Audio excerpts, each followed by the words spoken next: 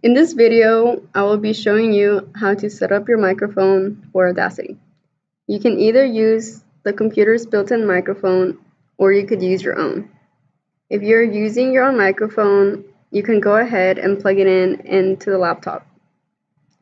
Then once you have that finished, go to the microphone icon on the top left of the page and select which microphone you will be using. I am using my own microphone, so I'll be clicking on the blue snowball.